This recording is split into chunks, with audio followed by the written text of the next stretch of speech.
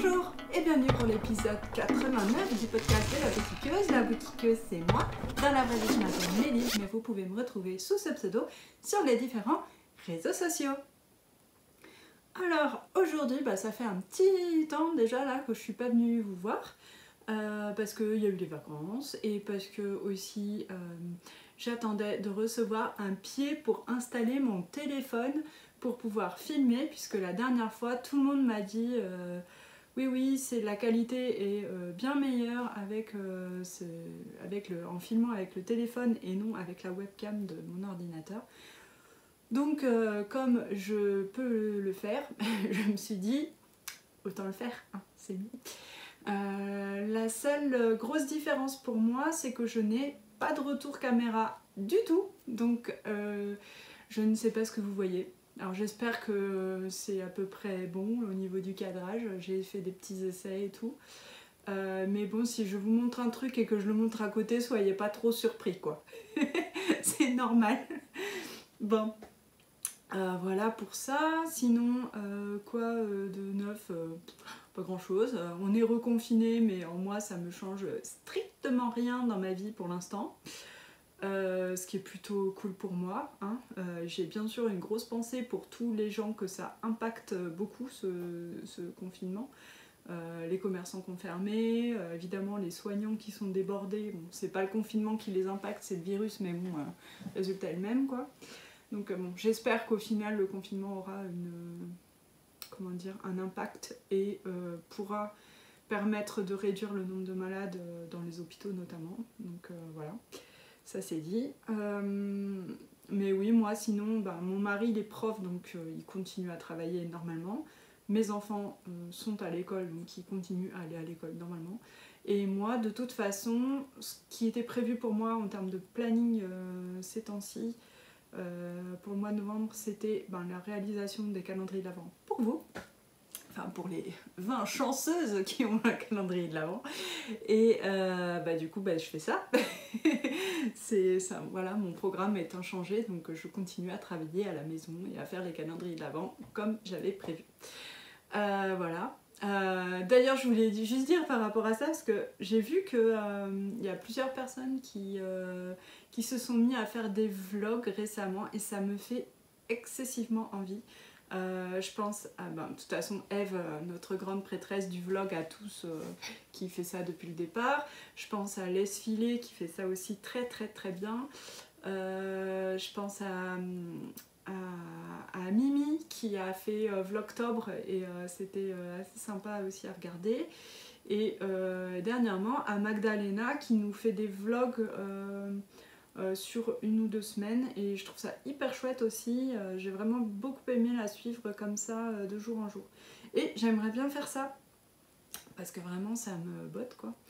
Et par contre je peux pas le faire moi parce que, en fait je peux pas en ce moment puisque comme je prépare les calendriers de l'Avent, en fait l'essentiel de ma journée je peux pas vous le montrer, c'est secret. Donc c'est un peu bête. Mais par contre je me disais que j'allais certainement faire ça en décembre pour faire un vlogmas comme j'avais pu faire il y a 2 ans je crois et j'avais trouvé ça chouette. Donc je pense que je vous ferai du vlog aussi, moi j'aime bien ça. Oui, je blablate, mais on parle pas tricot. Oh, ça va pas du tout ça. Donc, on va passer tout de suite à la partie tricot avec les tada. Et oui, parce que évidemment, ça ne vous a pas échappé. Je porte mon Myristica. Oui, je porte mon Myristica, mais ça c'est un tada passé de longue date, puisque ça fait, je sais plus, c'était l'an dernier ou l'année d'avant que je l'ai fait celui-là. Mais je le porte beaucoup. Et je l'aime beaucoup. Mais surtout, je porte mon Atlantica. Ça finit pareil, Myristica et Atlantica. Et je l'ai même pas fait exprès. Pouc.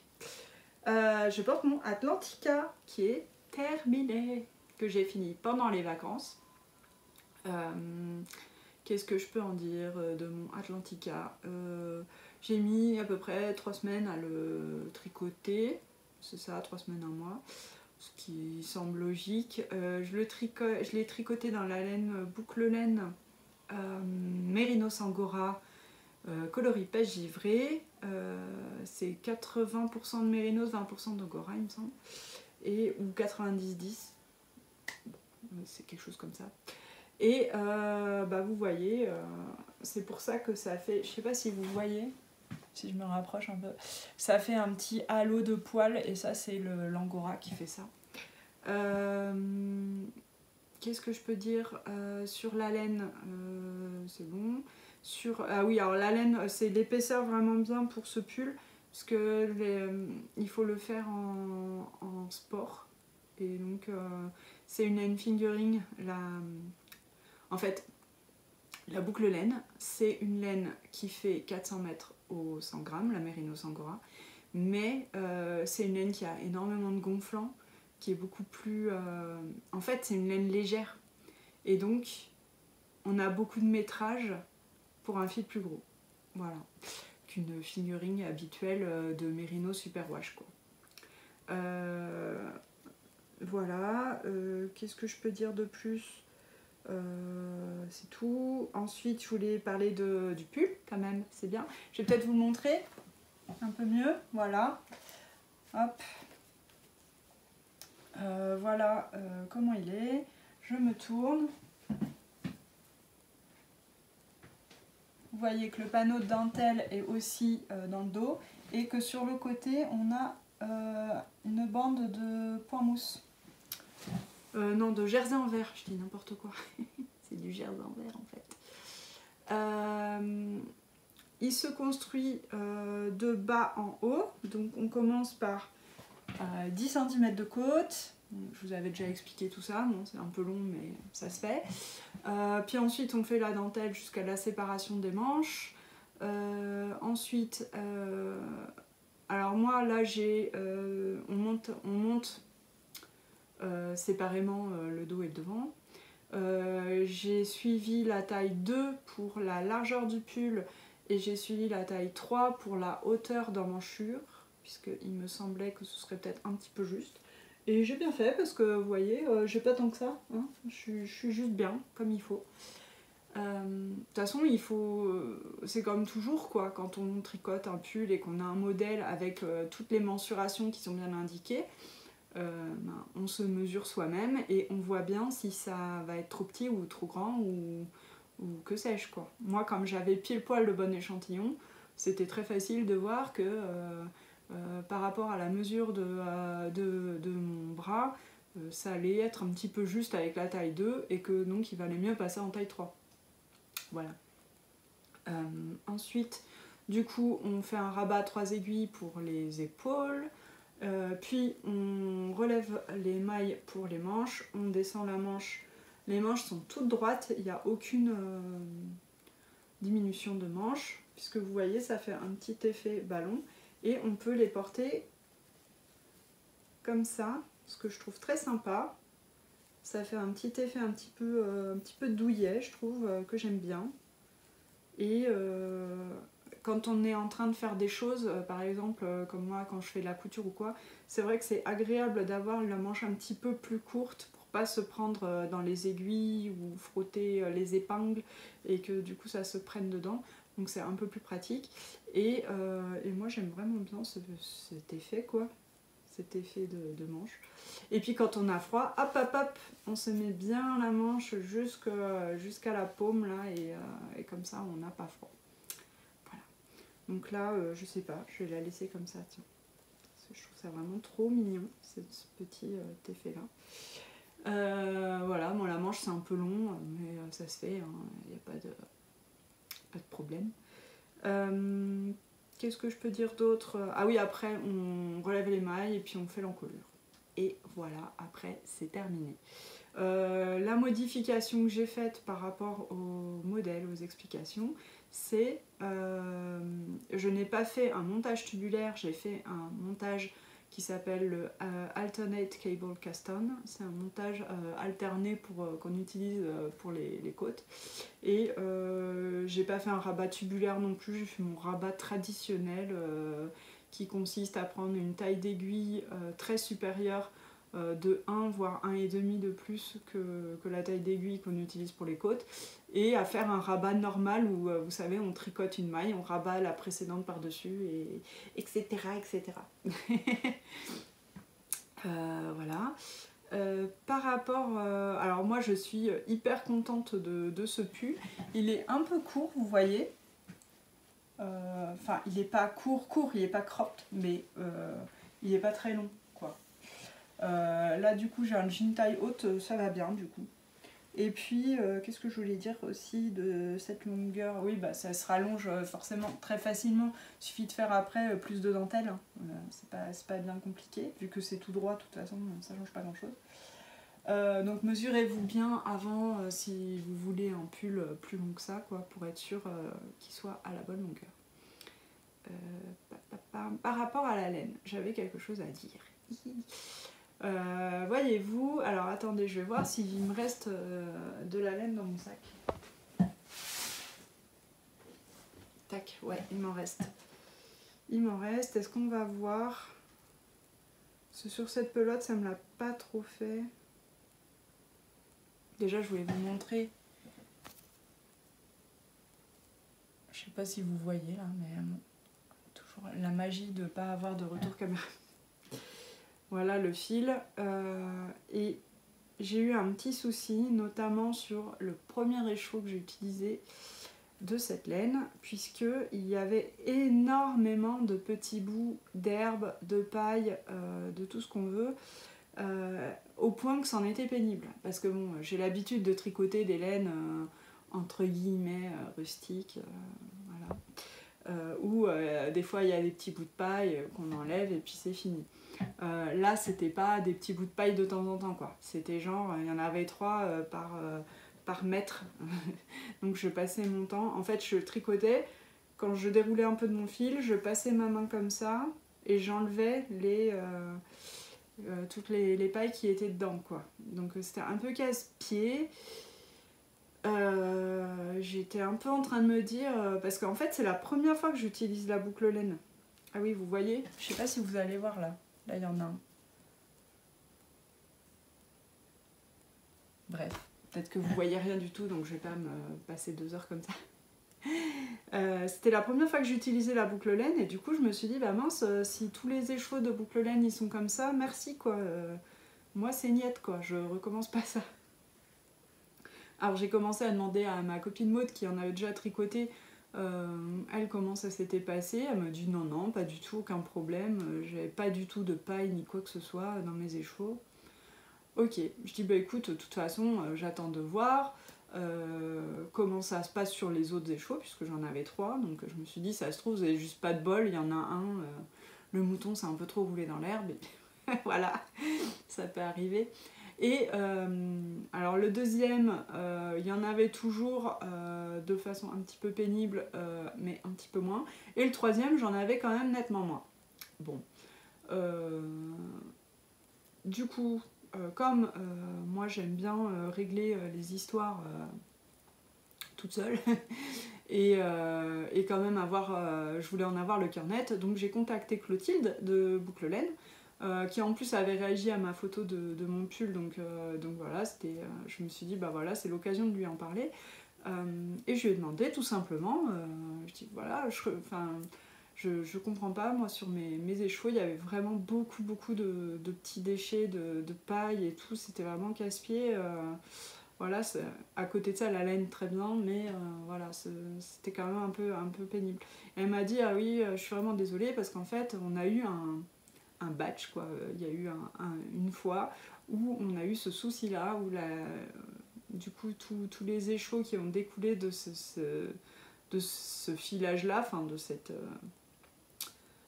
de ce batch, quoi, je sais même pas comment dire en français, c'est affreux, j'ai que le mot en anglais qui vient, de cette cargaison de laine, quoi. Ils étaient tous pleins de petits bouts de paille et on avait mis une notification sur internet pour bien dire aux gens attention, là il va y avoir des bouts, des déchets végétaux et tout ça. Et en fait bon, moi l'histoire c'est que je l'ai acheté sur un salon, donc il n'y avait pas la notification, quoi. Mais bon, ça en même temps, sur un salon c'est difficile de savoir aussi de quelle cargaison vient chaque écheveau, quoi. Donc c'est pas du tout grave. Mais du coup je me suis dit bah voilà, j'ai bien fait de demander à Clotilde, puisque comme ça je suis rassurée et je sais que maintenant ils ont plus le souci et que on voit bien, enfin il n'y aura pas ce problème de débris végétaux et que donc je peux acheter aveuglément la laine boucle laine qui est hyper chouette. C'est une très jolie laine, c'est une très jolie marque et j'aime beaucoup leur démarche aussi à boucle laine puisque ils récupèrent des toisons qui sinon auraient été jetées, enfin bon, c'est toute une démarche hyper chouette et elles ont des très jolies couleurs et en plus en ce moment, alors là on est... je sais plus quel jour du mois de novembre. C'est bien Mélise, si tu connaissais les dates ce serait mieux. 4 ou 5, on est le 4 ou 5 novembre, voilà, peut-être le 5. Pendant l'automne, elles font en plus une promo sur leur laine. Donc allez-y, foncez, c'est super quoi. Et voilà. Et surtout aussi, n'hésitez pas, quand vous avez un problème avec une laine, quel qu'il soit, quelque chose de vraiment qui vous agace ou vous trouvez que la qualité n'est pas au rendez-vous ou je ne sais quoi, contactez le vendeur, enfin le revendeur, je sais pas, ça dépend de la marque de laine que vous avez, mais si c'est par exemple une marque indépendante, les personnes, les indépendants qui font de la laine sont très facilement joignables et ils répondront à vos questions sans souci quoi. Et, il vaut mieux demander que de rester sur une mauvaise impression et comme j'aurais pu l'être. Voilà. Ensuite, d'autres objets terminés. D'autres tadas. Alors, des tadas qui ont tardé à venir, n'est-ce pas?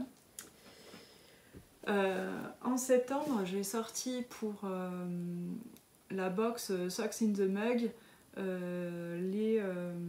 le patron de chaussettes Mary Sockmas et donc j'avais tricoté évidemment les chaussettes Mary Sockmas et je les ai tricotées pour mes enfants, l'idée étant de leur offrir dans le calendrier de l'Avent que je leur prépare. Et donc je me suis dit, c'est bien Mélise, mais une chaussette c'est un petit peu juste, peut-être il faut faire la deuxième, ce serait pas mal. Donc voilà, pendant les vacances, je me suis dit, allez hop, auto coup de pied aux fesses, je termine les chaussettes des enfants. Et donc j'ai terminé les chaussettes pour Liam. Donc c'est ça, c'est le modèle vraiment Mary Sockmas. C'est le modèle avec le... Donc de face on voit bien ça, avec le renne et les petits sapins en jacquard. Donc là, il y a la deuxième. Et j'ai terminé aussi le modèle sucre d'orge pour Raphaël avec les rayures rouges et blanches. Et le talon vert parce que c'est rigolo, tout simplement. Et ouais, je les ai fait... ces rayures rouges et blancs, ça me faisait vraiment penser là au candy cane, là, au sucre d'orge. Donc voilà. Hop. Et ouais, j'ai une petite technique là pour les rayures. Je sais pas si je vous en avais parlé de ça. Pour les rayures, l'histoire c'est que quand on tricote en spirale, quand on tricote en rond, on tricote en fait en spirale et que donc les rayures, ça peut faire des démarcations un peu comme ça. Là vous voyez, j'ai rien fait comme technique et ça fait... on voit vraiment beaucoup la démarcation, l'endroit de la rayure. Ensuite, j'ai fait une petite technique pour les rayures.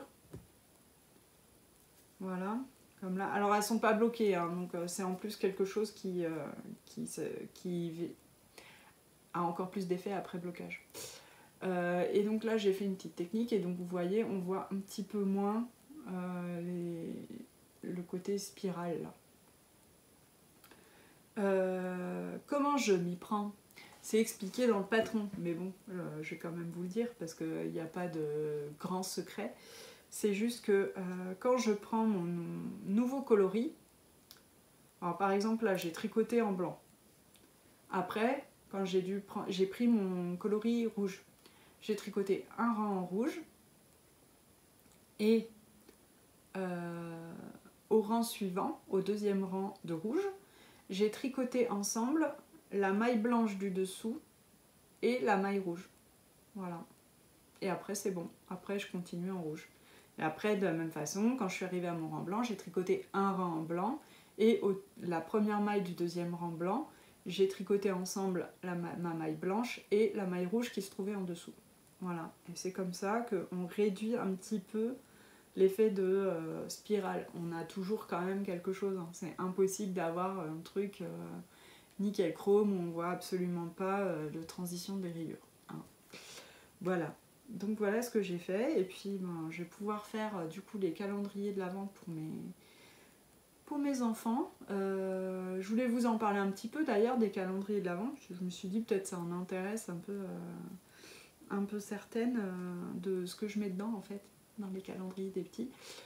Sachant que ouais, j'achète pas du tout un calendrier tout prêt quoi. Depuis, depuis toujours en fait, aux enfants, j'ai toujours fait un calendrier moi-même. Depuis que Raphaël, je crois la première année qu'elle l'a eu, elle avait 2 ans et à partir de là, voilà, j'ai tout de suite fait des calendriers que je remplissais moi-même. Sachant qu'en plus ma fille n'aimait pas le chocolat, donc ça aurait été un petit peu ridicule de lui acheter un calendrier au chocolat, avec des chocolats dedans. Et puis à côté de ça, je suis pas forcément... Alors c'est hyper sympa les calendriers de jouets et tout, mais bon, je me dis à chaque fois, bon, c'est quand même chouette le côté fait main. Ouais, voilà, j'ai envie de leur faire ça en fait. C'est surtout ça l'histoire. De leur faire plaisir avec des trucs que je fais moi. Du coup, cette année, ils vont avoir chacun c'est une paire de chaussettes déjà. Raphaël va avoir une deuxième paire de chaussettes, puisque j'ai les chaussettes pour la box des années 80, la box Yarn et Serge que j'ai faite avec, vous avez peut-être vu passer sur Instagram, que j'ai faite avec le Divine Arcoiris Yarn, et Madame Manon et Estelle Indigo Textile et Cuir.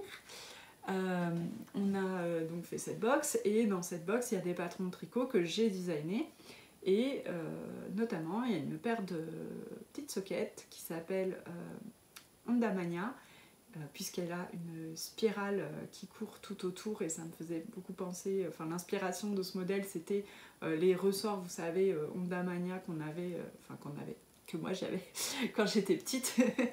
et donc j'ai fait cette paire de soquettes à la taille de Raphaël. Donc Raphaël aura une deuxième paire de chaussettes dans son calendrier de l'Avent. Ensuite, qu'est-ce que j'ai fait dans le calendrier de l'Avent ? L'année dernière, je leur avais mis des petits personnages de crèche tricotés. Donc je vais refaire au moins un personnage chacun, puisque alors j'avais fait, si je me rappelle bien,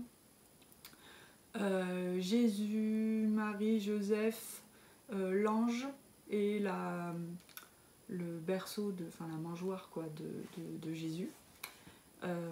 Et cette année, ce que j'aimerais faire, c'est le bœuf et l'âne. Je trouve ça cool d'avoir le bœuf et l'âne pour continuer un peu la crèche. Peut-être les bergers. Alors j'aimerais faire au moins le bœuf et l'âne, et si j'ai le temps, faire un berger chacun en plus. Voilà, donc ça c'est des choses qu'ils ont dans le calendrier de l'Avent, mais qui sont en fait pour la famille, puisque c'est pour aller dans la crèche. Et j'ai acheté aussi plein de petits trucs de crèche, des décos de crèche sur Butinette, puisque j'avais une commande à y faire pour autre chose. Et j'ai acheté des moutons, j'ai acheté des outils qu'on trouve dans une étable, quoi, un râteau, une pelle, des choses comme ça.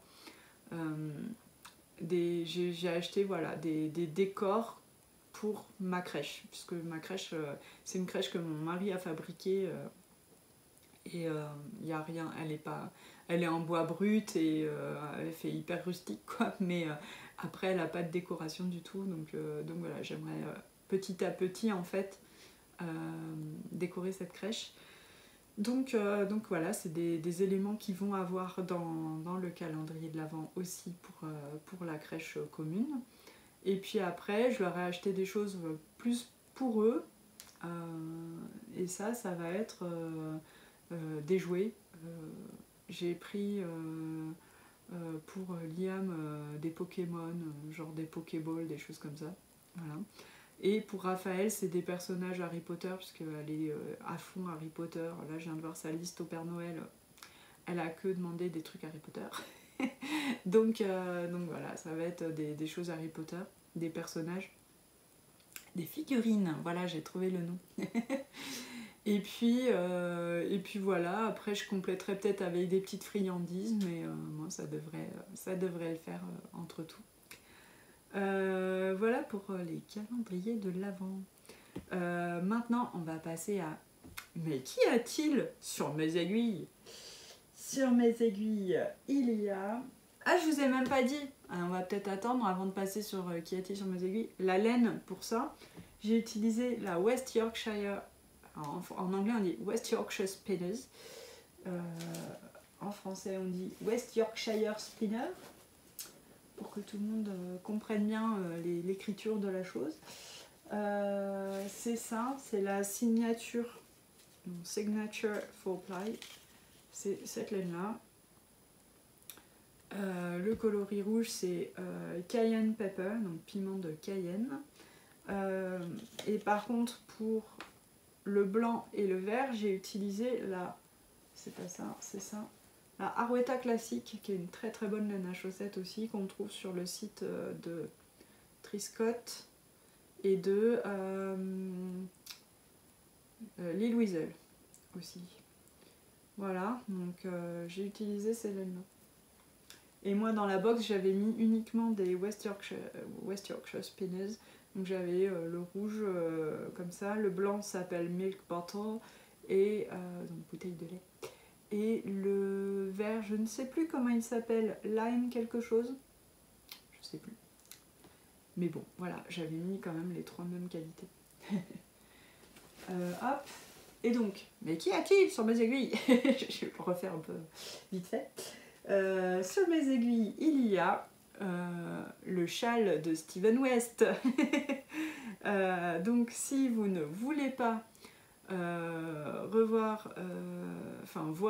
être spoilé, voir le châle de Steven West, je vous conseille de partir maintenant puisque je vais le montrer. Voilà, donc bye bye, et je vais vous marquer le temps où revenir.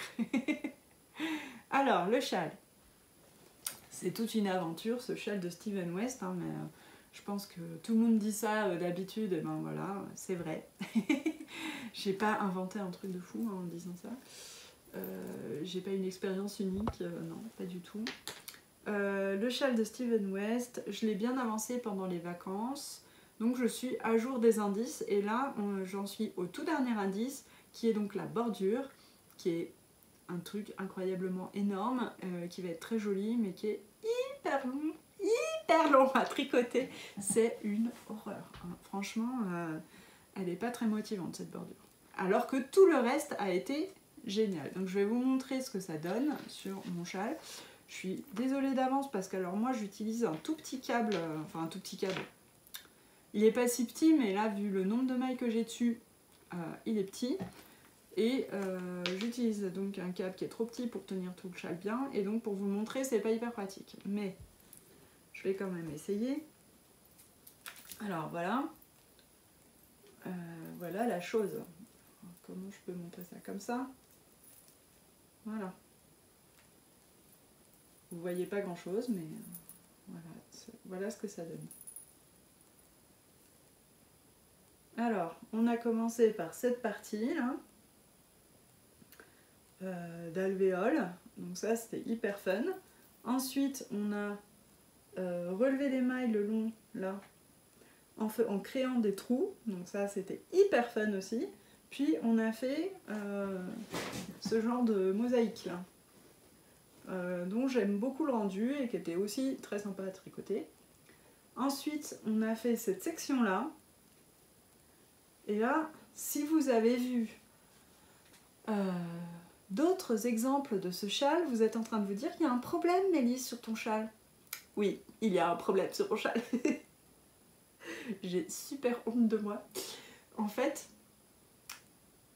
Alors déjà, je vais vous expliquer comment je me suis rendu compte du problème. Parce que c'est comique. Parce que moi, je ne regarde aucun spoiler. Donc je regarde pas du tout comment sont faits les échelles des autres. Mais alors, c'est l'autre jour, en regardant le podcast de Christelle, Tricot et Stitch, où elle montrait son cheval, où là, je me suis dit, ah, mais c'est ça mon problème. Parce qu'en arrivant sur cette section-là, là, de triangle, je me suis rendu compte que j'avais pas du tout le même nombre de triangles que les autres. J'en avais 2 en moins. Et j'avais un problème de... Il me manquait des mailles, quoi. Mais genre, pas 3 mailles. Il me manquait une 30aine de mailles, quoi. Et donc, je comprenais pas d'où venait l'erreur. Mais je me suis dit, c'est pas grave, je bidouille. Tant pis, j'aurai un châle un petit peu plus petit. Mais bon, passons, quoi. Donc j'ai bidouillé, j'ai fait mon truc. Et puis je suis passée à autre chose dans ma tête. Mais en regardant le podcast de Christelle, là, tout d'un coup, ça a fait... Ah, mais c'était donc ça mon erreur.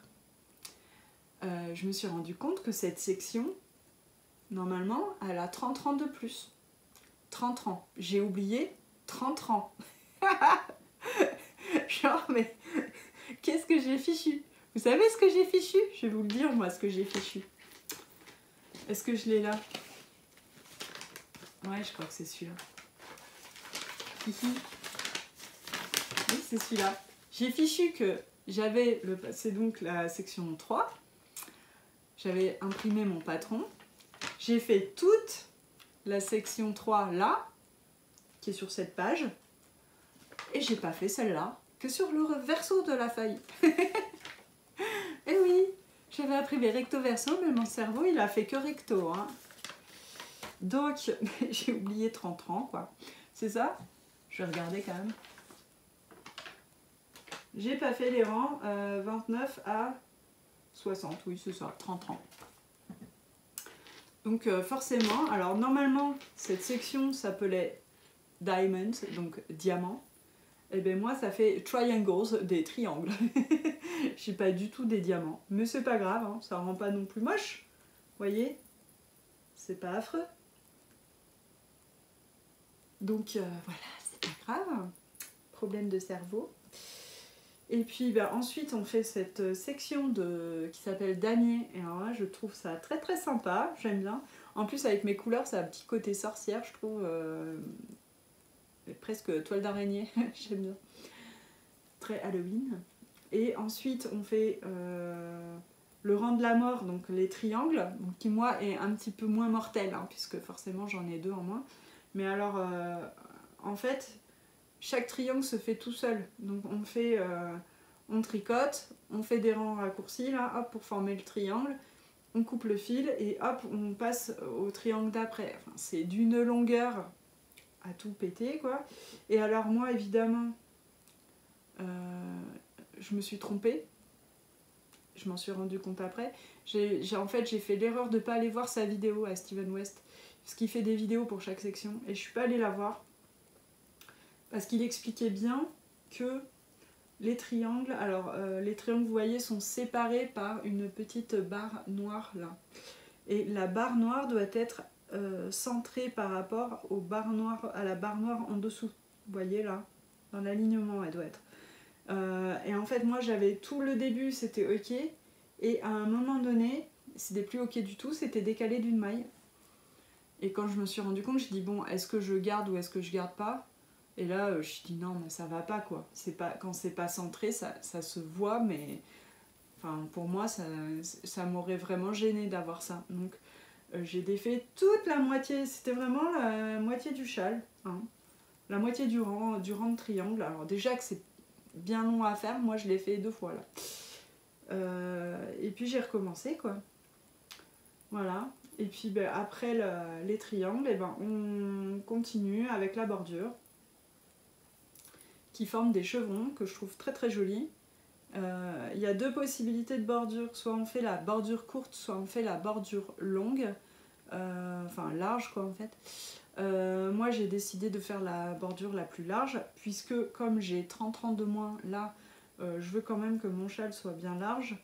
Et en plus, du coup j'ai beaucoup de laine, puisque comme j'ai pas fait mes 30 rangs, il me reste vachement encore de mes couleurs contrastantes, vous voyez. Même là, celle-là que j'ai pas mal utilisée, il m'en reste encore plein.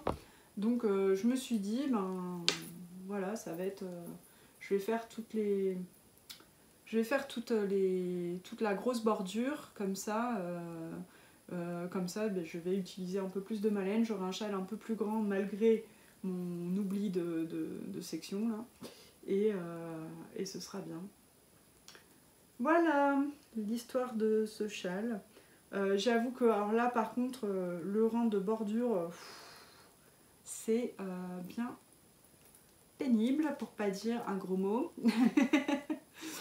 Vraiment vraiment pénible, hein. J'avoue que j'adore tricoter tout ça, mais alors là même si moi j'ai au final moins de mailles que les autres, j'ai quand même, je sais, j'ai même pas compté, mais je dois avoir autour de 900 mailles de toute façon.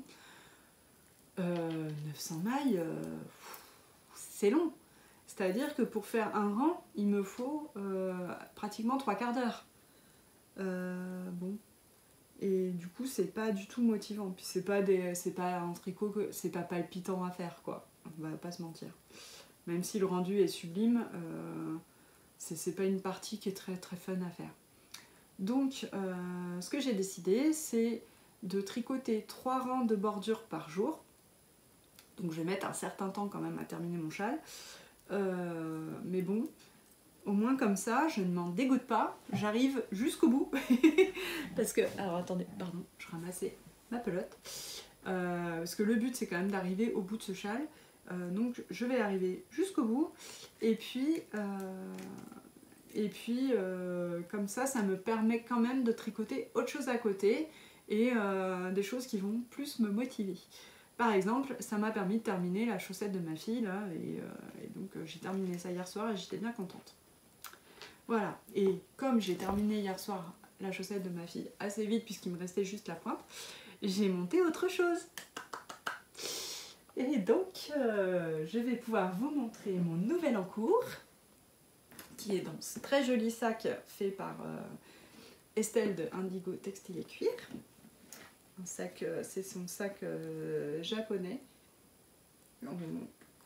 Voilà, pour le fermer, on passe l'anse dedans.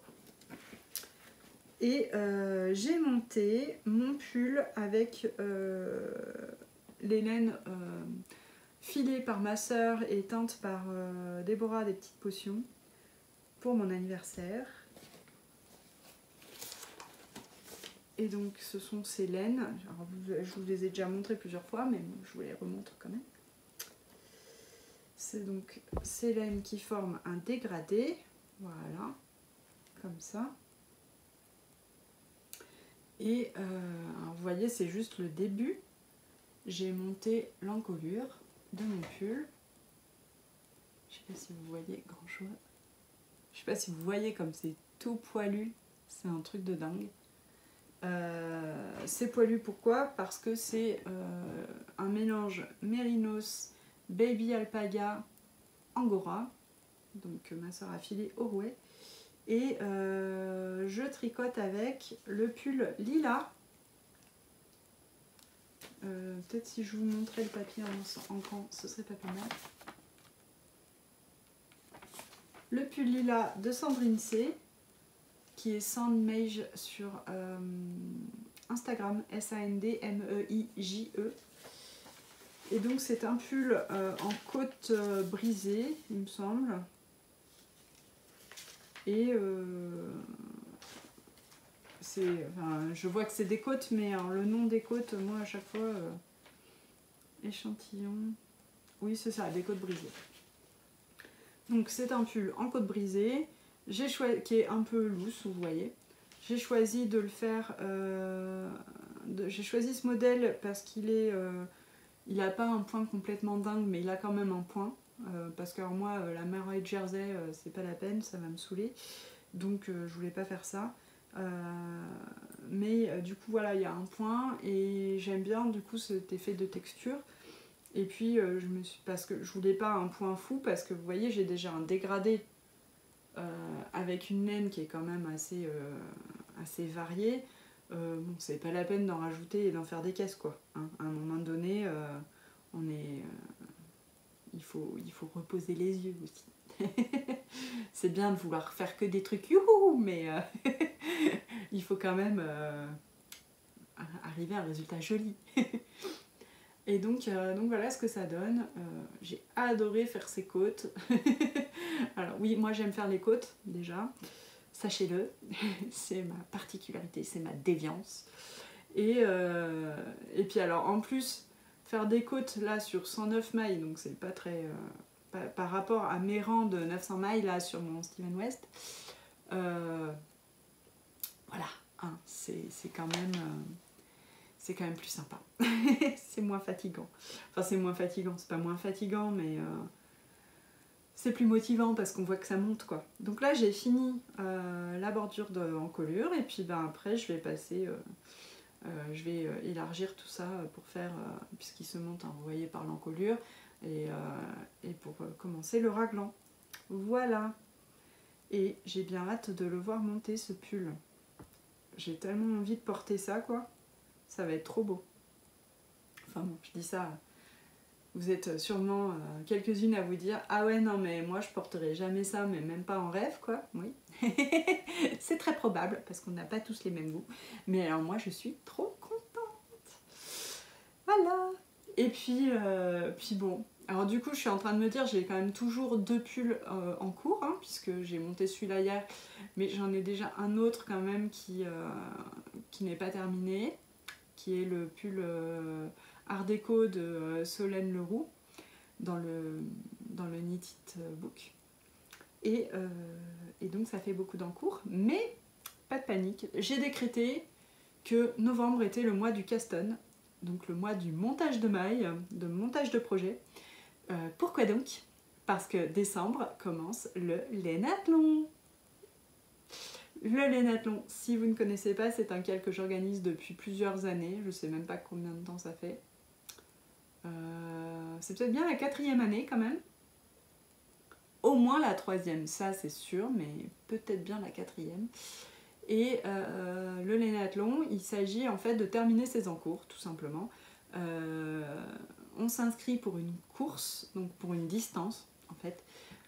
Donc il y a 1000 mètres, 3000 mètres, 5000 mètres, 7000 mètres, 10 000 mètres, 20 000 mètres.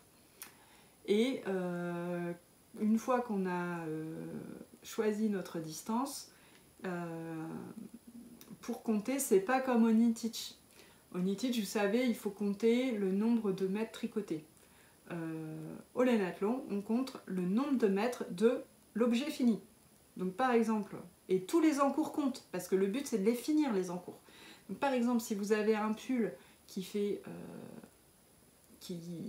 1200 mètres de laine, et que dans la période du lainathlon vous avez tricoté 30 mètres, et ben ça vous compte quand même 1200 mètres, parce qu'on compte le métrage de l'objet fini. Si vous avez une couverture qui fait 20 000 mètres et que vous en avez tricoté 500 mètres pendant le lainathlon, et ben c'est pas grave, on compte 20 000 mètres parce que c'est le métrage de l'objet fini qui compte. Donc vous n'avez pas à peser vos laines et machin, vous avez juste à peser votre objet fini pour savoir quel est son métrage. Voilà. Donc c'est quand même un peu plus simple que le Knit It. Mais du coup, ça permet c'est surtout très motivant parce que ça permet de terminer tous ces encours, quoi. Et ça, c'est trop cool. Et donc moi, je profiterai, je pense, du lainathlon pour terminer mes encours, et notamment le pull Art déco que je ne veux pas porter maintenant. C'est ça aussi qui me motive pas, c'est que c'est un pull en fingering et que moi, les pulls en fingering, je les porte pas tellement en plein hiver. Hein. Donc il aurait fallu que je les termine pour là, mais je l'ai pas. Et donc maintenant, du coup, j'ai envie de tricoter des choses plus chaudes comme ça, par exemple, comme aussi un autre pull là dont j'ai acheté le modèle, le dernier pull de Marie-Amélie, c'est le Caltea, je sais plus son nom, mais que je vais tricoter avec une laine, c'est une laine bien plus épaisse, une laine Aran, donc ça va monter très vite, et en plus ça va être très chaud, donc ça va être trop bien. Et ça va être trop beau. Peut-être du coup je vais vous montrer la laine, ce serait peut-être bien puisqu'elle est juste là. Voilà la laine que je vais utiliser pour ce pull. C'est une laine Mon Chip Shop. C'était sa base douillette. Alors Mon Chip Shop ne s'appelle plus Mon Chip Shop, elle s'appelle maintenant Ma Petite Laine. Et elle ne fait plus cette base, il me semble. C'est du Mérino bio. Et elle est très sympa cette laine. Et je l'ai achetée en fait en destache, puisque Cindy, donc, qui est la teinturière de mon Chip Shop et de ma petite laine, a fait un destache pour vider en gros ce qui lui restait de mon Chip Shop avant de passer à ma petite laine. Et donc pour vider son stock et puis enlever toutes les bases qu'elle n'allait, enfin toutes ces laines qu'elle ne comptait plus faire finalement sous le nom Ma Petite Laine, je pense. Et elle a fait vraiment des promos super intéressantes. C'était 50%. Donc moi, comme en gros je n'achète jamais des laines aussi épaisses, alors après je pourrais en acheter genre un écheveau pour faire un bonnet, mais pour faire un pull il faut quand même pas mal d'écheveaux quoi. Donc j'en ai jamais acheté parce que ça revenait trop cher. Et là bah, c'était l'occasion qu'il y avait 50%. Et donc j'ai craqué sur ce coloris qui est voile de brume. Et qui est pas fou dingue, hein, comme les couleurs que je peux porter parfois, mais qui est très joli, délicat, et qui ressemble en plus au modèle de Marie-Amélie, quoi. Donc c'est parfait. Donc voilà. Et dans les acquisitions de laine, je voulais vous montrer aussi autre chose, puisque ma sœur m'a filé de la laine pour mon anniversaire. Et en plus de ça, hein, c'était pas assez clairement, elle m'a offert ces 2 écheveaux. Donc celui-ci, c'est un mélange. Alors c'était une tresse, c'est 2 tresses qui étaient qu'elle avait acheté à Céréales Fileuses pendant le Woolen Music, le festival Woolen Music. Et donc ça c'est Mérinos soie lin, et j'en ai 500 mètres. Donc ça va être une matière assez légère et fine. Et j'aime beaucoup, elle est très douce. Et ça c'est du Mérinos d'Auvergne. Et j'en ai 448 mètres. Et alors celle-là, elle m'a fait tout de suite penser à des laines que j'avais eues... alors c'est compliqué à expliquer. L'année dernière, j'avais acheté l'autorayon de Noël de Déborah des Petites Potions. Elle n'avait pas pu le teindre parce qu'elle s'était fait très très mal à l'épaule. Et elle pouvait pas teindre les autorayons. Et du coup, elle m'avait envoyé en remplacement un colis qui dépassait en fait la valeur de mon autorayon. Mais bon, merci Déborah. Mais trop gentil quoi. Et dedans, il y avait notamment des laines. Je vais voir si je les ai là pour vous montrer.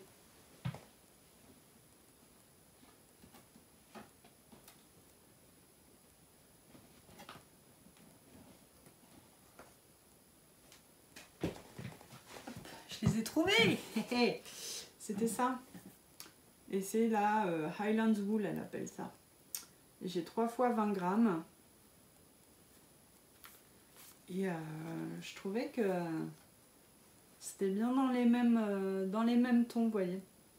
Donc, et puis c'est un peu le même type de matière, un peu plus rustique, quoi. Enfin, rustique, vite fait. J'aime pas trop ce mot rustique parce qu'on a tout de suite l'impression d'une espèce de fil hyper irrégulier qui gratte, quoi. Alors que là, c'est pas du tout le cas. Les fils, ils sont réguliers et ils sont pas grattants. donc voilà. Mais c'est pas du Mérino Superwash, quoi. En gros, maintenant, dès qu'on parle d'une laine qui est pas du Mérino Superwash, on dit qu'elle est rustique, mais ça veut rien dire, quoi, ce mot rustique. Ça m'énerve. La fille qui s'agace toute seule. N'importe quoi. Voilà, bon, bref, sur ces idées de rusticité ou pas. J'en ai fini pour le tricot et je vais passer à un petit peu de couture.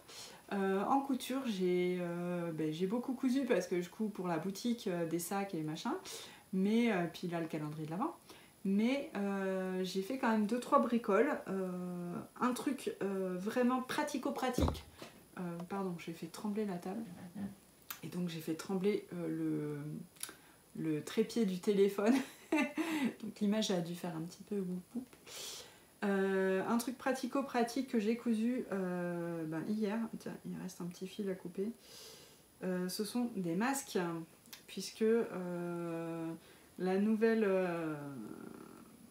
préconisations de l'éducation nationale, enfin du gouvernement, c'est que les enfants de primaire portent des masques toute la journée. Moi j'avais fait des masques pour ma fille en tissu coton avec des élastiques et tout, des élastiques qui passent derrière la tête parce qu'elle aimait pas trop derrière les oreilles. Et j'ai vu que Petit Dôme avait sorti un patron de masque en jersey et je me suis dit c'est peut-être plus confortable, donc j'ai testé pour que ma fille puisse essayer. J'en ai fait un, elle l'a essayé, elle m'a dit ah oui c'est beaucoup plus confortable. Rien à voir, j'étais bien plus à l'aise. Donc je me suis dit, je vais faire des masques comme ça pour qu'elles soient plus confortables à l'école. Donc j'en ai cousu 8 hier. Bon là il n'y en a pas 8 puisque il y en a que 6. Elle en a pris 2 pour aller à l'école puisqu'il faut le changer dans la journée. Et donc je voulais vous montrer parce qu'en plus du coup c'est rigolo, on peut utiliser ces chutes de jersey. Voilà, j'ai des petites tortues, des petits hippopotames, des baskets, des Converse, ce tissu de feuilles et un tissu d'origami. Voilà. Et donc c'est sympa. Alors ça utilise très très peu de tissu, donc c'est vraiment bien pour ça. Il n'y a pas besoin d'élastique, donc pareil. Alors déjà c'est pratique parce que s'il y a de nouveau une pénurie d'élastique, bon là je pense que c'est bon maintenant, hein, il y a assez d'élastique, mais si jamais, voilà, c'est une autre technique pour faire des masques sans élastique. Et un deuxième avantage à ne pas utiliser d'élastique, c'est qu'on peut les passer au sèche-linge du coup, les masques. Parce que là, du coup, tous les masques avec élastique, on ne les passe pas au sèche-linge pour pas abîmer les élastiques, mais le séchage est plus long, donc il faut plus de masques. Mais là, comme on peut les passer au sèche-linge, c'est quand même assez pratique pour le rendement. Pour le roulement, pardon, pas le rendement. Je sais plus ce que je dis moi. Voilà. Et puis j'ai vraiment fait de la récup parce que alors là, c'était vraiment des toutes petites chutes. Et puis, vous voyez ce bleu là, des lanières, c'est un vieux t-shirt en fait que j'avais mis dans ma pile de recyclage de tissu et voilà, j'en ai fait les lanières. Ouais, non, franchement, impeccable. Qu'est-ce que je voulais dire par rapport à ce patron? Oui, alors il est gratuit, mis à disposition par Petit Dôme. Donc merci à elle de l'avoir mis à disposition. Après, moi je ne vais pas vendre ces masques-là. Et puis c'est un peu dommage parce qu'ils sont plus confortables, mais je voulais vous expliquer quand même pourquoi, parce qu'il y a une raison à cela. C'est pas juste parce que j'ai pas envie. J'ai demandé en fait à Petit Dôme si on pouvait vendre les masques réalisés avec ces patrons, puisque c'était bien marqué sur le patron. Usage personnel uniquement, usage commercial interdit et tout ça. Si vous voulez faire la vente, demandez la permission, machin. Donc j'ai demandé l'autorisation. Tout simplement, alors c'était pas forcément pour les vendre en ligne, hein, c'était pour surtout, j'ai eu la demande au niveau de l'épicerie de mon village, puisqu'ils vendent d'autres petites choses que de l'épicerie, et on leur a demandé s'ils avaient des masques enfants, et ils n'en avaient pas, et donc elle m'a demandé si je pouvais en faire. Moi j'ai dit oui, mais du coup je ferai mon modèle de masque personnel que j'ai réalisé, et pas celui-là, pour la bonne et simple raison que pour celui-là il faut que je paye, que j'achète des étiquettes licence pour pouvoir les coudre, les étiquettes sur le masque, pour indiquer en fait que ce sont les masques que le patron a été fait par Petit Dôme. Moi j'ai deux problèmes avec ça. Le premier, c'est que ça me rajoute une étape de couture vu qu'il faut que je couse l'étiquette sur le masque, que je suis même pas sûre que ce soit vraiment pratique et confortable sur un masque qui est censé être sur le visage, où déjà on essaye d'éviter qu'il y ait des coutures, machin, des trucs qui grattent, voilà. Donc je suis pas sûre que ce soit une super idée de coudre une étiquette en plus sur les masques. Mon mon deuxième problème avec ça, c'est qu'il faut payer plus d'1 € pour l'étiquette. En fait, c'est 1 € l'étiquette et puis il y a les frais de port en plus, donc ça fait plus d'1 € par étiquette, donc plus d'1 € par masque. Et moi, je ne veux pas vendre mes masques en vente directe plus de 5 €. En vente directe, je les vends 5 €. En vente sur internet, je les vends 6 € mes masques, mais pas ceux-là, hein, mes masques à moi. Tout simplement parce que ça me demande plus de travail de les mettre en ligne et que j'ai plus de frais. Donc voilà, je les vends un peu plus cher. Mais en vente directe, je ne veux pas les vendre plus de 5 €. Parce que, ni d'ailleurs en vente par correspondance plus de 6 €. Parce qu'après, je trouve ça hors de prix pour un masque, quoi, tout simplement. Et si je fais ça, par exemple, par rapport à l'épicerie, vous voyez, le masque il coûte 5 €. L'épicière, elle prend 20% de cette somme. Il y a 20% qui va à la TVA. Il y a 1 € et quelques qui va à Petit Dôme. Moi, j'ai des fournitures quand même à acheter. Et au final, il me reste 1 € pour moi sur un masque. Alors, je trouve que c'est quand même pas des masses. 1 € pour, par rapport au temps de travail que ça représente, je trouve pas que ce soit une somme correcte. Donc, pour mon travail. Voilà. S'il n'y avait pas ce 1 € et quelques à donner pour la licence, ça ferait 2 € pour moi, et donc là je trouverais ça ok. 1 € non, quoi, c'est pas possible, c'est pas assez rentable. Moi je suis voilà, j'ai besoin de vivre, de manger, de payer, mais j'ai des impôts à payer. Oui, parce que les 2 € par exemple, le 1 € qui me revient, ça veut dire que, enfin, moi j'ai aussi des taxes à payer, hein, j'ai des impôts. Je donne, pour petite idée, sur tout ce que je gagne, quand vous me donnez, par exemple, 1 €, j'en donne un quart, je donne 25 centimes à l'URSSAF. Voilà. Donc à un moment donné, voilà, il faut que je gagne ma vie, moi. Et je peux pas, voilà. Comme je ne veux pas augmenter le prix des masques parce que je trouve que c'est pas correct de les vendre plus cher que 5 € en direct, voilà. C'est comme ça que ça se passe. J'espère que je me suis pas mélangé les pinceaux dans mes explications, hein. Et puis c'est rien contre Petit Dame parce que je comprends qu'elles doivent... elle a aussi des impôts à payer, hein. Et c'est normal de vouloir rétribution sur son patron, c'est juste que moi ce système là par rapport au masque et par rapport au prix que coûte un masque ne me convient pas. Ensuite en couture j'ai fait un autre truc vachement plus fun que des masques.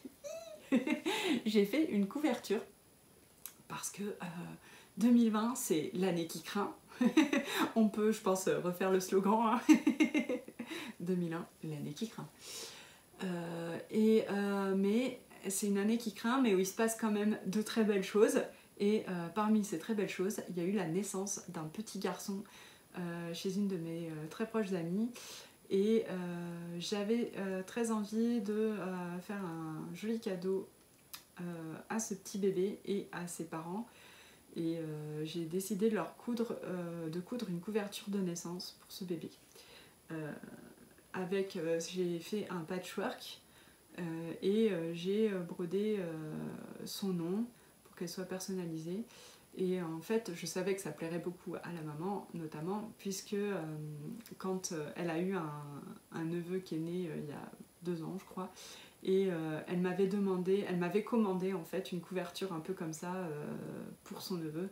Et donc je me suis dit, bon bah c'est super, ça va forcément lui plaire.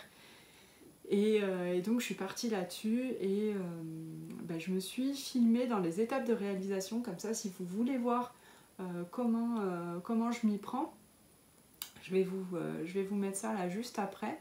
Et je me suis dit que ce serait rigolo de vous montrer ça.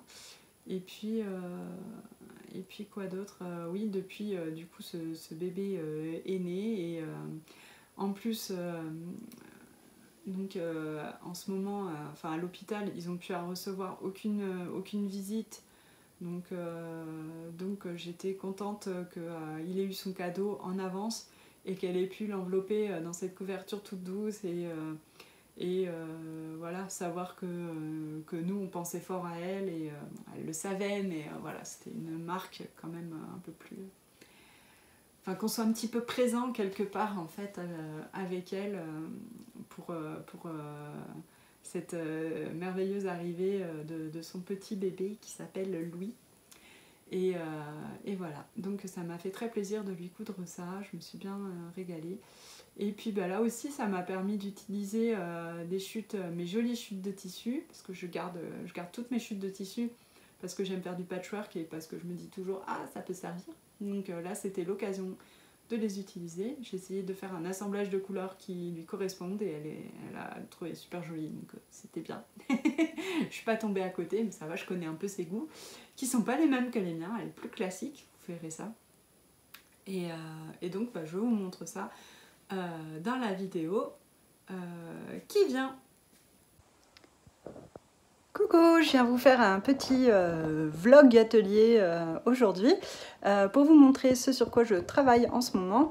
En fait, hier, ça m'a piqué parce que j'ai une de mes amies très proche qui va accoucher là bientôt, incessamment sous peu. Et hier, je me suis dit, oh, j'aimerais vraiment lui faire une couverture de naissance à ce petit bébé. Et du coup, je suis allée dans mon stock de tissus, chercher un peu des tissus pour faire une petite couverture en patchwork. J'avais pratiquement tout, il me manquait du tissu uni, donc ce matin je suis allée en acheter. Et puis je vais vous montrer un petit peu comment je m'y prends, ce que je fais, ce que ça donne, tout ça, tout ça. Donc là, ce sont les carrés de tissu, parce qu'en fait, je fais une couverture patchwork composée de plein de carrés de tissu. Donc j'ai choisi ce tissu qui est un très joli tissu Tilda avec un fond un peu crème et des petites étoiles bleues. J'ai ce tissu bleu, il paraît très foncé là sur la vidéo, il est un petit peu plus clair. Bleu à petits triangles un peu dans tous les sens. J'ai pris des ronds, des pois sur fond taupe, un jaune un peu vert en fait, assez clair. Là il paraît beaucoup plus foncé aussi sur la vidéo. C'est aussi un tissu Tilda ça. Des étoiles sur fond bleu sur fond blanc, des triangles multicolores. Donc là c'est mon uni et j'ai ce joli tissu nounours qui fait du vélo que j'avais mis sur un des sacs que j'avais mis en vente et du coup je me suis dit pour la couverture du petit, il y a des petites peluches, ça irait bien. Donc voilà mes assemblages de tissus et donc j'ai que des carrés sauf un endroit où je vais avoir un rectangle et l'idée c'est de broder le prénom du bébé dessus. Et donc il s'appelle Louis, comme vous pouvez le voir. Et j'ai réussi à faire le L. J'aime assez le rendu. Il faudra que je passe un petit coup de fer, histoire parce que là il sort de la machine, enfin de la machine à coudre. Donc forcément c'est un petit peu bosselé. Mais c'est pas mal, je trouve, franchement, ça rend bien. Après, c'est sûr, quand on se penche bien sur la question, on voit des petits défauts. Mais je pense que dans l'ensemble, comme ça, quand on va regarder un petit peu au-dessus, ça devrait aller. Et alors, pour faire ça, j'ai donc pris ce coton uni et derrière, je l'ai entoilé pour avoir un petit peu plus de rigidité pour faire la broderie. Et en termes de fil, on va passer sur la machine.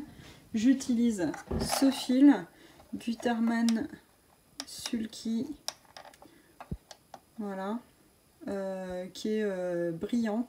C'est un fil exprès pour la broderie machine et c'est vrai qu'il a un très joli rendu.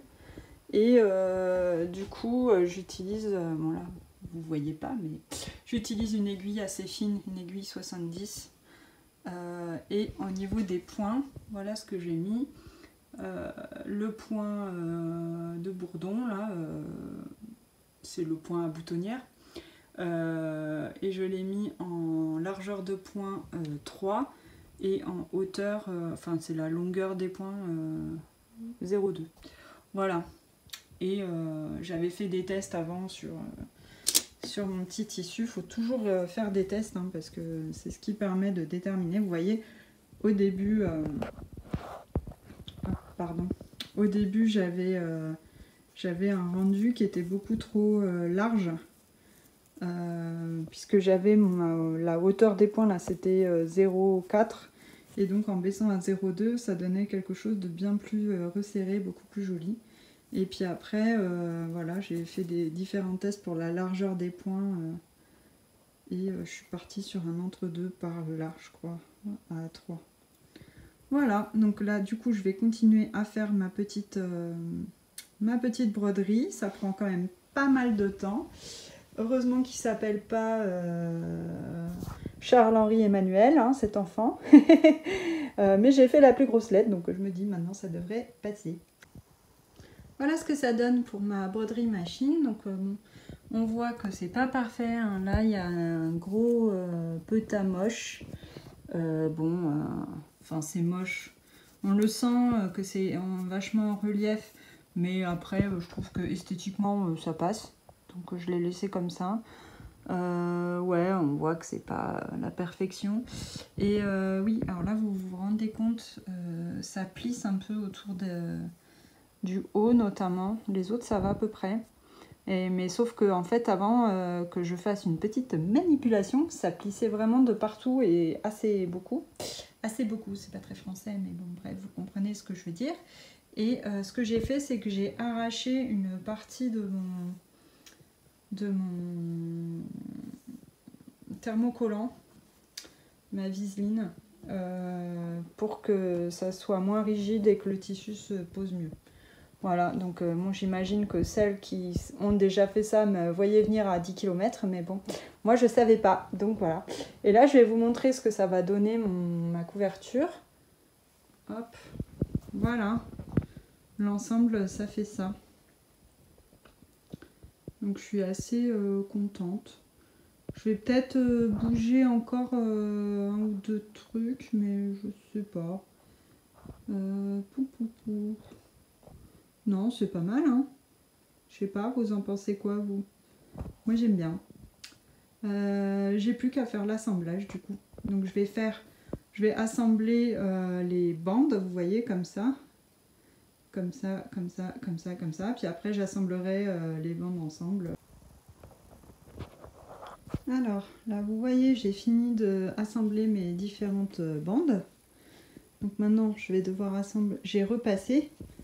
Je voulais vous montrer quand même. Là, j'écrase les coutures. Les coutures, je les fais avec un point de 2,4 mm. Et je fais pas de point d'arrêt en haut et en bas. Hein. C'est pas nécessaire quand on fait de l'assemblage l'assemblage du top en patchwork. Donc voilà, maintenant je vais assembler les pièces et après je vous remontre ça. Je voulais vous montrer comment je m'y prends pour assembler les bandes. Parce que je me suis dit que c'était pas forcément si évident que ça. Du coup, pour avoir le but, c'est d'avoir des jolis angles. Vous voyez là par exemple, pour que ça fasse bien aligné là la croix. Et donc pour ça, quand j'épingle au niveau des angles et je me fais en sorte que voilà, là ce soit vraiment bien aligné avant de piquer. Donc après, voilà, on va enlever les épingles, on va voir si j'ai fait du bon travail. Ça va être l'instant de vérité. Bon après, si c'est pas au millimètre, c'est pas grave, mais il faut que ce soit quand même pas complètement décalé quoi. Donc là, hop là, je déplie. Voilà, vous voyez, ça fait des pointes du coup qui sont bien alignées. Et du coup, ça fait joli. Alors j'ai fini de coudre le top. Donc c'est le top en patchwork, c'est le dessus là. Enfin il me manque en fait juste les bandes, mais avant de mettre les bandes, ce que je veux faire c'est mesurer pour avoir la même dimension. Ça c'est ma doublure en fait, qui est l'espèce de douillette un peu là pour les bébés. Et un truc, mais c'est d'une douceur improbable. Et l'idée c'est d'avoir la même dimension entre mon top et ma doublure. Et après je vais venir rajouter des bandes tout autour du top et de la doublure, mais donc du coup ça je le verrai après. Et les bandes elles seront de cette couleur là, donc le même bleu que j'ai pris pour les unis. Alors j'ai coupé mes bandes donc pour mettre tout autour, et là vous voyez je les ai juste centrées. J'en ai mis une sur chaque petit côté là, et après je viendrai coudre celle des grands côtés. Voilà. J'ai terminé de coudre mes bandes sur les bords, que ce soit sur le côté doudou ou sur le côté patch. Et il me reste à faire les angles, parce que vous voyez je les ai fait dépasser là. Et là l'idée c'est de faire un bel angle en voilà, en comme ça, que ça fasse bien joli. Donc là je vais repasser, parce que là c'est pas repassé pour l'instant, histoire d'écraser les coutures. Et en repassant je vais aussi repasser de façon à ce que ce soit bien, bien mis mes angles là. J'ai fini d'assembler mes bandes, et là je vais coudre la couverture endroit contre endroit en laissant une ouverture pour la retourner. Et après je la retourne et je ferme et je fais une surpiqûre et c'est fini. Je vous montre ce que ça donne. J'ai terminé. J'ai donc cousu endroit contre endroit, et après j'ai fait une surpiqûre sur tout le bord pour maintenir bien les deux ensemble. À la base je voulais la faire là, la surpiqûre sur cette couture là, mais j'avais peur que ça n'aille pas exactement bien sur la couture derrière, et que du coup derrière ça fasse un peu moche. Donc j'ai préféré laisser ça tranquille et que ça reste joli. Et donc voilà la couverture. J'ai pas trop de recul pour vous la montrer, voilà, en entier. Je suis plutôt contente. Il est un peu tard donc la lumière est pas top, je suis désolée, mais en fait j'étais, pour tout vous dire, à une réunion, j'ai dû faire des courses, bon j'ai fait plein de trucs, et j'aimerais l'offrir ce soir, parce que ce soir j'ai la soirée tricot, et donc j'aimerais pouvoir l'offrir à ma copine ce soir, donc voilà, je suis contente d'avoir pu la terminer.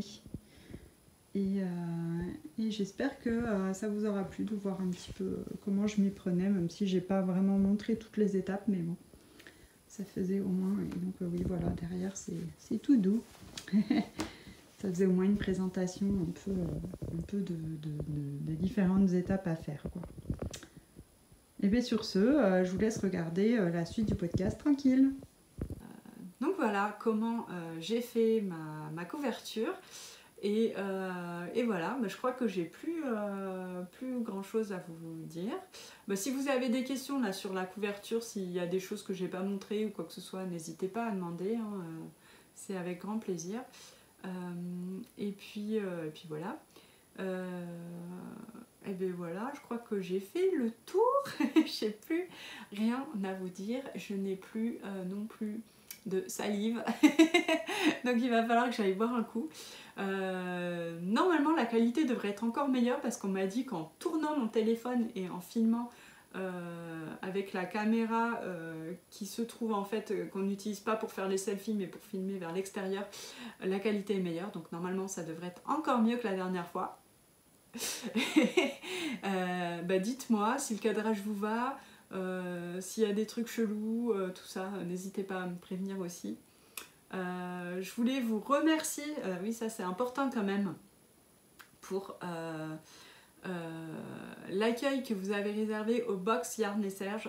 Franchement, merci du fond du cœur. On s'attendait vraiment pas à ça avec Ludivine. Nous, c'est une box qu'on a imaginée, mais il y a hyper longtemps en fait. Il y a 1 an et demi qu'on est parti là-dessus. En fait, c'est moi qui avais eu l'idée à la base. Je voulais faire une box sur les dessins animés des années 80. Et du coup, j'ai demandé à... Je me suis dit, voilà, j'aimerais faire des sacs à projet dessins animés des années 80. Il faudrait que je trouve quelqu'un qui teinte de la laine pour faire ça avec moi, parce que ce serait vraiment trop chouette. Et j'ai pensé à Ludivine assez rapidement, parce que elle est à fond dans ce genre de délire, et elle a bien ce côté geek. Elle a fait déjà en plus des concours sur les dessins animés de notre enfance, où il fallait qu'on reposte des images et tout ça. Donc je me suis dit, voilà, c'est sûr, c'est la personne qu'il faut pour ça. Et on s'est hyper amusé à concocter cette box, à choisir les couleurs, les designs. Moi, je me suis régalée à créer des designs de chaussettes, de guêtres et tout pour vous. J'étais très inspirée et j'ai pris grand plaisir à créer le tissu aussi, parce qu'il faut savoir que le tissu des sacs à projet, c'est un tissu que j'ai créé spécialement avec une de mes amies graphistes. C'est celle qui me fait aussi les badges tricoteuses Malpoli. On a créé ensemble ce motif, et donc que je fais imprimer en France sur du tissu bio. Donc voilà, c'est éthique, c'est responsable et made in France, donc c'est super quoi. Et voilà, et franchement, ouais, je suis hyper contente du résultat, et franchement, mais je m'attendais quand même pas à un tel accueil de votre part. On a vendu quand même 60 box, pour moi c'est énorme quoi. Nous on s'était dit, allez, si on pouvait faire 30 comme la box Outlander, ou 40 allez pour dépasser, mais on n'a jamais imaginé 60 quoi. Enfin, c'est ouh un truc de taré quoi. Donc franchement, ça fait plaisir que vous nous ayez suivis dans notre gros délire quoi. et voilà. Donc merci du fond du cœur. Je voulais aussi m'excuser, parce qu'en ce moment j'ai vraiment du mal à répondre à tous les commentaires sur Instagram, à tous les commentaires sur YouTube. Mais je les lis tous, et ils me vont droit au cœur, et voilà. Et ça, je voulais vous le dire aussi. C'est pas parce que je réponds pas ou quoi que je ne lis pas. Je lis tout, et franchement ça me fait toujours vraiment très très très plaisir. Et j'essaye d'être sérieuse et de bien répondre à tout, mais des fois c'est difficile, des fois on se fait déborder par la vie, et écrire un commentaire un mois après, des fois c'est un peu, ça semble un peu ridicule, mais voilà. Donc sur ces belles paroles, à bientôt. Ciao.